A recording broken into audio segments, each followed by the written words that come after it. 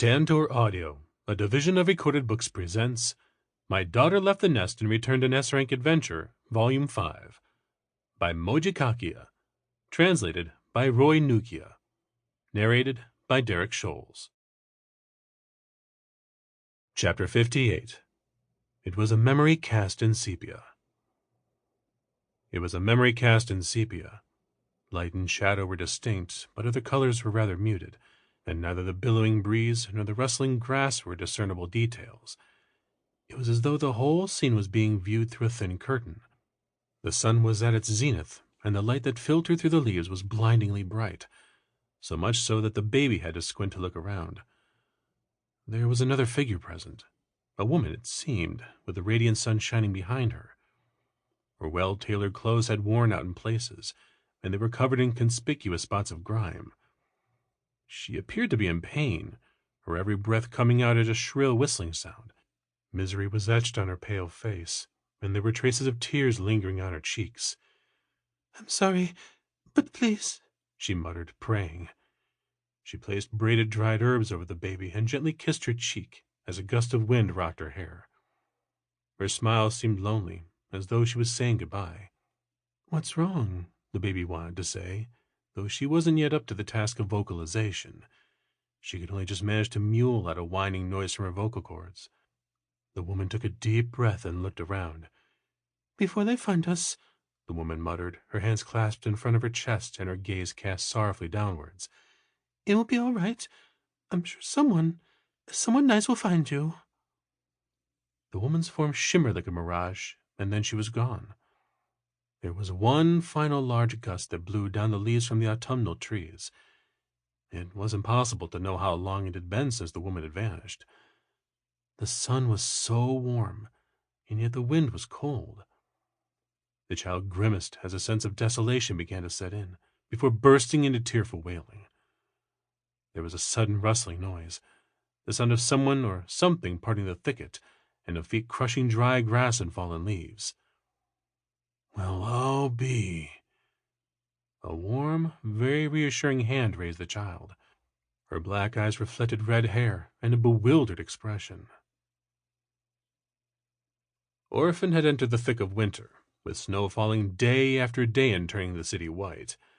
The street sweepers could handle it for the first day, but they were soon so busy that the Adventurers Guild began receiving shoveling requests. Thus, the job was passed on to low-ranking adventurers and children who wanted some pocket change. There was a vacant lot in a corner of the slums where there had once been a building that had collapsed, either from weathering or some other unknowable cause. After the debris had been cleared away, no one had any mind to erect anything else. It was usually a gathering place for street children and vagrants, but today there was a large line of people gathered there. The church had taken it upon itself to distribute food to the people of the slums. Under the sprinkling snow, a large pot of stew simmered, which would be served with thin slices of hard bread. Those that would have otherwise shivered in dilapidated houses or even the streets were desperate for this long-awaited warmth. "Hey, no cutting in line. There's plenty to go around," Rosetta called out. After the poor were served stew by the sisters wearing aprons over their vestments, they would gather around the fire to keep warm, their breaths coming out in rising vapor clouds. There were ruddy-faced children there as well, blowing on their hot spoons. Belgrieve carefully wove his way through this crowd with a bundle of wood under his arm. "Where would you like the wood, Miss Rosetta?" "Oh, Mr. Belgrieve, thank you so much.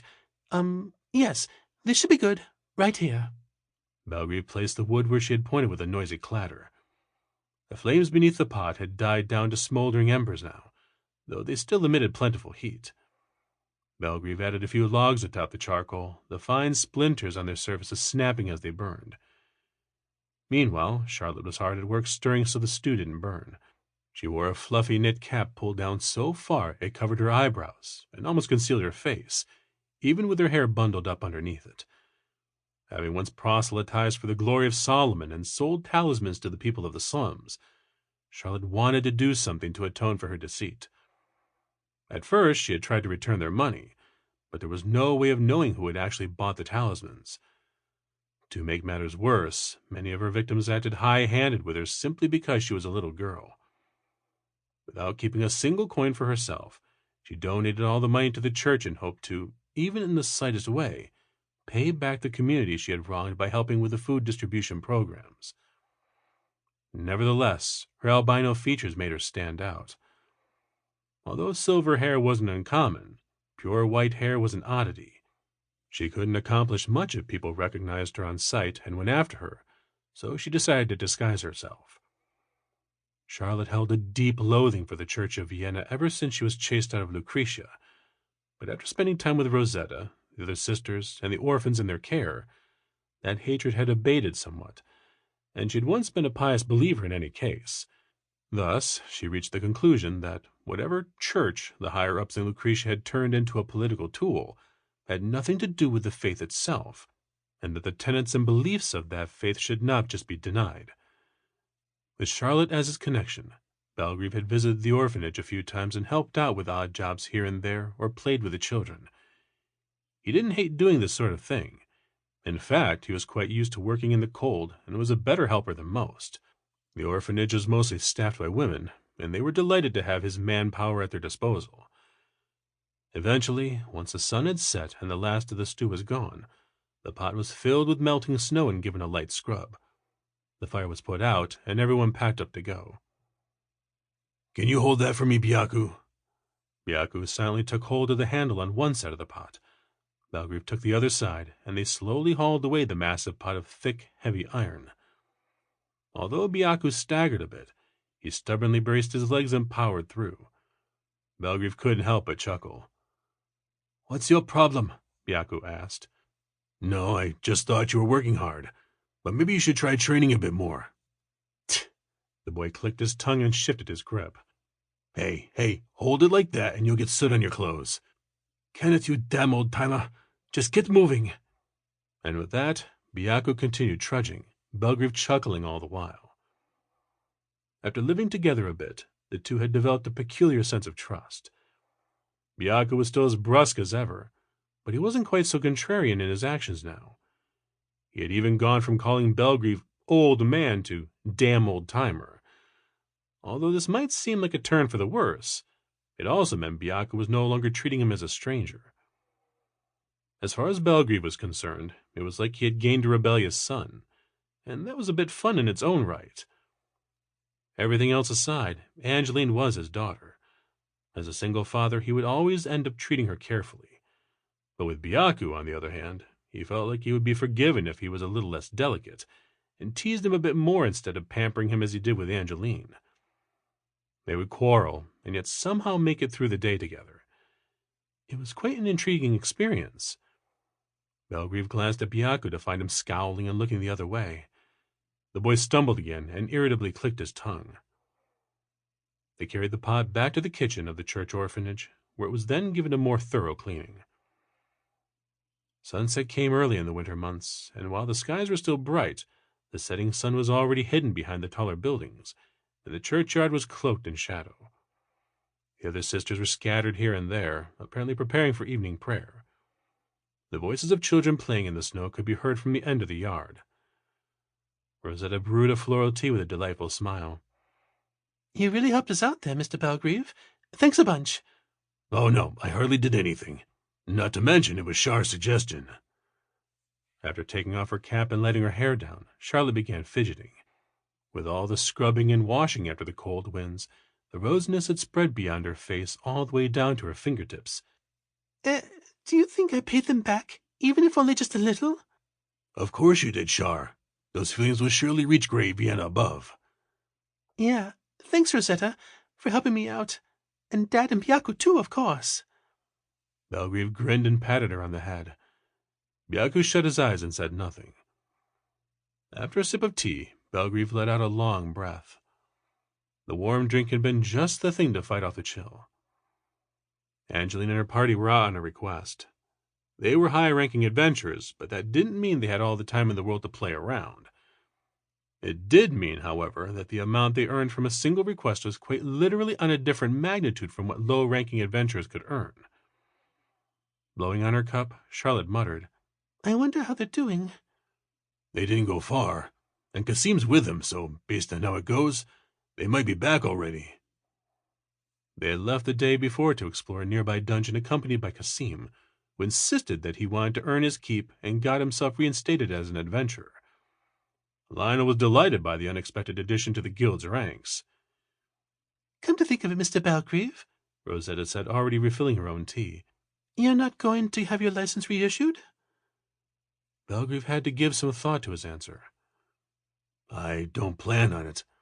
In any case, I'm returning to Turnera come spring. Registering as an adventurer won't do much for me." Though Kasim had come to Orphan, this by no means put a stop to his search for Percival and Sati.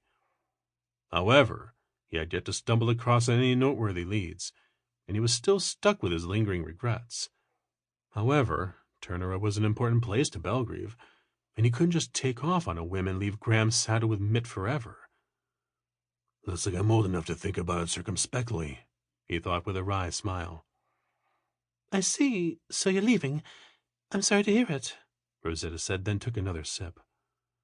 Charlotte fixed her gaze on her and asked, "Do you like Dad? Do you want to marry him?" "What are you talking about?" Rosetta wheezed, her face reddening. Belgrieve wearily placed a hand on his brow. "Char, not you too." "I mean, Sis said, don't you like Rosetta?" "Well, I like her as a person.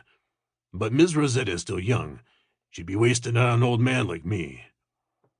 Belgrieve remained completely unperturbed as Charlotte poutingly puffed up her cheeks, as if to say, "That's not what I meant by like." Meanwhile, Rosetta let out a relieved chuckle. The truth of the matter was that Belgrieve had a good reputation among the sisters tending to the orphanage. However, they regarded him in the same way as they would a celebrity that they were gossiping about. None of them was particularly driven to get to know him better and grow closer to him. Owing to Angeline's ploy, Rosetta had initially been a tad self-conscious around Belgrieve, but now that she knew that he had no such intentions, that was no longer the case. She did adore him, but her affection was closer to what she would direct to a brother or father, completely separate from romantic love. "So she got hit by his fatherliness," Charlotte thought with a sigh. Byaku cackled. "No response. Looks like love is dead." "Is Sati our only option?" Charlotte wondered, sticking out her lips. Belgrieve offered a troubled smile. "I keep telling you it's not like that." The evening bell chimed, and Rosetta snapped to her senses. "I'm sorry. I need to attend prayer." "It's already late. We should get going." "Mr. Belgrieve, you really helped us out today. Feel free to stop by whenever you want. That goes for Shaw and Byaku, too." "Yes, of course. I'll bring Angie with me next time." The four stood up and tidied their cups. Rosetta made for the chapel, while Belgrieve left with Charlotte and Byaku. The wagon clattered as it rolled down the road, leaving behind tracks that revealed the black dirt beneath the otherwise untrodden snow. It was a rented two-horse wagon. Anessa held the reins, while Angeline, Miriam, and Kasim rode behind. Much of the wagon was taken up by the hide, claws, fangs, and scales of a mutant dragon subspecies. Angeline gazed longingly at the orphan cityscape she could see in the distance. "Anne, hurry up. Be reasonable.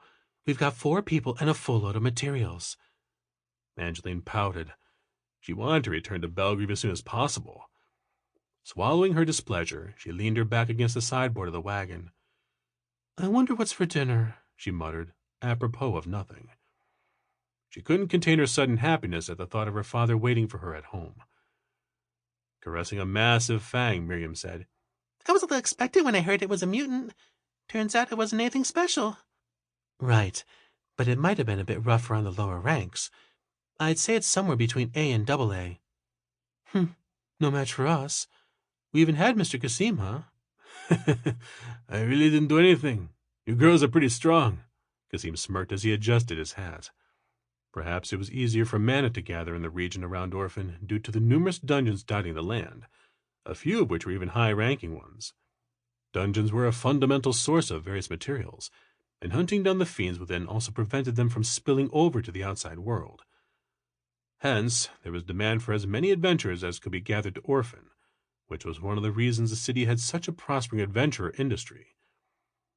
The request this time was to hunt down a mutated fiend that had appeared in a low-ranking dungeon. Over its long history, the guild had catalogued countless battles and identified the traits and weaknesses of all sorts of fiends. This resulted in an itemized list, which was used to divide fiends into ranks based on their danger level. The system allowed for a simple criterion to judge request difficulty, but there was always the risk of a fiend being born from a sudden aberration. In these cases, it would be impossible to judge the difficulty, and oftentimes a competent team of adventurers would be sent to judge it and personally assess the threat level. This request happened to be one of them. Going up against a foe with no data required caution, and it was a bit much for the lower rankers. Of course, this fiend proved to be quite insignificant to a party of high-ranking adventurers. But I'd always welcome a chance to explore a dungeon with Bel's daughter. I'm also happy to be able to fight alongside my dad's friend. This is pretty nice. It brings me back to all that fun I had with the party. Hey, Mr. Kasim, what were the roles in your party with Mr. Bell? Miriam asked. You had the Exalted Blade, right? With the two of them on the front line together? Kasim gave that a moment's thought, tousling his chin hairs. Let's see. You're right. Percy was generally the vanguard. Bell and Sati would join him if needed. Sati more often than Bell, I'd say. I was always in the back line, and I remember Bell was next to me most of the time. Even though he's a swordsman? Right. That's what makes him so interesting. It's his eyes. His observation skills were incredible. He was always keeping an eye on our surroundings when we were handling a request, and he'd be the first to react whenever something unexpected happened. When we were up against many fiends at once, Bell was the one directing us. And when Percy and Sati pushed forward without a care in the world, Bell would run out and be there, covering their backs. Long story short, he was something like a tactician in aid. I see. Come to think of it, when that mess happened in Bordeaux, Miss Helvetica was saved because Mr. Bell noticed something was wrong and ran to the manor. I remember that. That's pretty high-level stuff. You can't do it without a great deal of composure, Anessa said. Kasim nodded. You can say that again. He never really stood out, but his importance was really hammered in every time we rose in rank. Frankly, there are a lot of newcomers who just don't understand it. See, at the low ranks, they can make it through without somebody filling that role, more often than not. True, Angeline nodded back. For low-ranking fiend hunts and material-gathering requests, it was possible to get by with brute force without a proper strategy. After becoming a high-ranking adventurer, Angeline had slowly begun to feel the limits of what she could accomplish on her own. The guild had recommended she form a party with Anessa and Miriam, and then she felt firsthand what a blessing they were. A front-line swordsman needed support to cover her back, while backline magicians and archers needed someone to keep their foes at bay. Once you rise to the ranks, you can't just rely on force of will anymore, huh? That's right. So Bell was doing what high-ranking folks do, and he was doing it from the very start. Those guys didn't understand. They were all pretty harsh on him, and he ended up passing from one party to the next. I get the feeling that's part of why he has such a low opinion of himself. I see. I knew it. Dad's amazing. Enemy detection, protecting the back line, and keeping tabs on the battle. I'd definitely like somebody like him in my party, Anessa said. Kasim placed a hand on her shoulder. You get it? Well, I guess that's what your role is right now, Anne. You think so? Anessa lightly blushed as her role was compared to a man she admired. With the party's current composition, Anessa was generally tasked with watching how the battle played out. Angeline wasn't as amused. I'll watch from the back next time, she said with a pouty huff. No, come on. If you step back, who's going to be at the front? It's not fair. I want to be like Dad, too. Kasim chuckled. Well, you've got a completely different personality from him, Angie. Angeline prodded at the man. How are we different? Well, let's count 'em. First, Bell's great at looking after people. Real great. He's mild-mannered and always takes a step back to look at things rationally. Everyone in our party had a pretty strong personality, me included, and we had our fair share of infighting. And there was always Bell who stepped in to scold us. We'd settle down a bit whenever he'd let us have it. Kasim glanced at Angeline mischievously. As for you, Angie, you're unsociable, you've got a bad attitude, and you're stubborn. Completely different. Angeline bit her lip. With a satisfied look on his face, Kasim prodded Angeline back. But you know what? You're a good kid, and that's what matters. Miriam giggled. It's kind of like Mr. Bell was already a dad way back when. Perhaps. When I look at Angie, I can really tell that Bell was a great father. Angeline's spirits were instantly lifted. She wrapped a hand around Kasim's shoulder. You think so? You really do understand, Mr. Kasim. Mm-hmm. If you ever get the chance, try heading into a dungeon with Bell. You'll feel a completely new sense of security. Angeline recalled the time she walked through the forest with Belgrieve as a child. Just having Belgrieve behind her certainly did fill her with a sort of peace of mind. However, perhaps the security Kasim spoke of was something else. What she felt back then was in the sense of a child having her father nearby. She still had yet to experience how it would feel to rely on Belgrieve as an adventurer. His sword skills were reassuring, but judging by Kasim's words, that wasn't the half of it. Angeline planted her elbow on the edge of the wagon and rested her cheek on her hand. You think Dad will ever make a comeback? He's returning to Turnera in the spring, so I don't think so, said Miriam. But Mr. Kasim got his license, even though he's heading to Turnera with him. Anesha shook her head. Well, Mr. Kasim's a former S rank with loads of achievements. Even though Mr. Bell's an amazing person, his lack of tangible accomplishments means he'll have to start from the bottom. That's hardly any different from not coming back at all. He would be fine if I vouch for him. The Orphan Guild can't go against me. Yeah, and my testimony should seal the deal. I bet those old men who came back will recommend him too. Bell's name is famous in Orphan, right? No one would complain. Wow, it's an abuse of power. I live for that. As the other three cackled, Anessa broke into a cold sweat.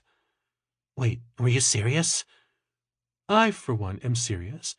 Think about it. We can add Dad to our party here. That's incredible! The black-haired Valkyrie, the Ether Buster, and the Red Ogre. We'll have the strongest party in history. Miriam exclaimed with an exaggerated flourish. Well, given his personality, Bell's definitely never coming back to the business, Kasim said with a laugh and a shrug. Why? I think he'd appreciate the invitation. Sure he would. But Bell, he's an earnest guy. He'd hate the idea of jumping ranks when he hasn't done a thing. Right, he'd say something about making a mockery of all the people who diligently worked their way up from the bottom. It was easy to imagine Belgrieve saying something to that effect, and Belgrieve could be incredibly stubborn on that front. He wouldn't go along with it no matter what Angeline said to him. He might even be angry at her. So you're saying he has no intention of working from the ground up in Orphan? I doubt it. Belgrieve thinks Turnera is where he belongs. Angeline remembered him saying that the last time she had returned home.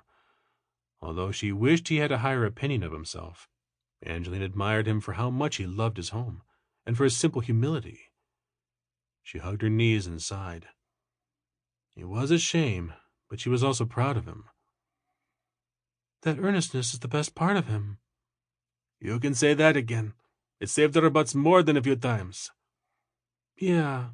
I wonder what Mr. Percy and Miss Sati are doing right now. We don't know a thing at the moment. But hey, no need to rush. We'll do what we can. For now, I'm at least relieved I got to meet Belle again. Now it'll be fun no matter what I do. Before they knew it, the sun had already begun to set, but the wagon had entered Orphan by then. They returned to the guild to have their materials appraised and accepted payment for the request. After parting with Anessa and Miriam, Angeline headed home with Kasim. The streets were filled with a mix of soldiers on the night watch and people returning home from work. Here and there a fine scent wafted from buildings and stalls. The day's end elicited a mixture of fatigue and respite, filling the air with a pervasive sense of relief. The closer she got to home, the more noticeable the smile tugging at the corners of her lips became, and the greater the excitement grew in her chest. She was already sprinting by the time she set foot on the first of the wooden steps. A line of lamplight streamed through the gap in the door. She reached for the doorknob and twisted. I'm home. Chapter 59. Angeline's room was built for one. Angeline's room was built for one, and it was no simple task to cram 5 sleepers inside. Though she had modest possessions, the room itself was rather small. This wasn't a problem when sitting around the table, but floor space was needed when it was time for bed. For now, Belgrieve, Angeline, and Charlotte slept on the bigger bed, Byaku on the smaller one Belgrieve had bought, and Kasim on the sofa. They had lived like that for just over a week, feeling cramped all the while. The bed was just too narrow for three to sleep comfortably. Furthermore, while he didn't really mind sharing a bed with Charlotte, something felt a little off about doing so with Angeline like this. No matter how old she would always be his daughter, but it felt strange to treat her like a young child forever. "There's still some time before the snow melts. Maybe I should rent another room for the short term," Belgrieve suggested as he sprinkled cheese over his breakfast of wheat porridge. "Then I'll go with you." "And me." "Count me in." "What's with you people?" Byaku sighed as he looked at the three raising their hands. Belgrieve smiled long-sufferingly. "I'm saying I want to move because it's cramped. What's the point if everyone goes with me? And if we're dividing ourselves, shouldn't it be by sex?" "Why do you say that? Family should get priority, Dad." "That's right, Dad." "Huh? Then I'm left out of the loop?" "You're an adult, Mr. Kasim. You need to put up with it." "That's right, Uncle Kasim." "Now you're making me sad." Kasim sorrowfully rocked back and forth. "Kasim," Belgrieve said with a sigh, "you don't even need to live with us in the first place, do you?" "You're so heartless, Bel. I'm lonely. Can't you understand that?" Kasim slapped the table. Then it seemed the inspiration struck him. "In that case, how about we rent a bigger room and move everyone there? That should do it." "Good idea, Mr. Kasim. How does that sound?" "Then what do we do about this room? It would be a waste." "We don't have to do anything with it. We don't have to worry about money, Dad." "These Esserank adventurers are pretty crafty," Belgrieve mused. Unlike Turnera, where money was of little consequence, it cost money to do most anything in Orphan. Belgrieve had brought his savings with him, but he had already eaten into them quite a bit. He had also brought the money Sasha had given him as thanks for Angeline saving Saren, but he considered that Angeline's money and hadn't touched it. The funds had only been tapped into when Angeline began using them to pay for their reunion banquet. If he wanted to rent a room, he would have no choice but to turn to his daughter or Kasim, in which case he would need to respect their opinions on the matter. Though it felt wrong to waste money like this, the snow melt was still far off. They couldn't cram into this small room for that long. Belgrieve sighed and scratched his head. "Then, let's do that. I hope we find someplace nice." I can't wait." "Hey, sis, what room would be nice? Maybe we should rent a whole house." "That's a fine idea. But if it's too big, it will be a pain to clean. Any requests, Mr. Kasim?" "I can sleep anywhere, so I don't really care." "Then why don't you lie down at the side of the road?" "Hey, Byaku!" Charlotte scolded, but Byaku simply turned away. With a grin, Kasim reached across the table and patted Byaku on the head. "What a mouthy brat you are. Not that I've got a problem with that, mind you. There, good boy. Stop. Hey, what are you... Knock it off. There, how's that?" Kasim roughly mussed up Byaku's hair. Perhaps he'd been pouring some magic from his palm, as the boy's eyes were spinning. Belgrieve placed a tired hand on his arm. "Hey now, Kasim, you're acting immature." "I'm just fooling." Kasim raised his hand and flippantly waved it around. Byaku took in a deep breath, his head evidently still spinning. "See what happens when you act up, Bucky boy?" Angeline giggled. "Shut up.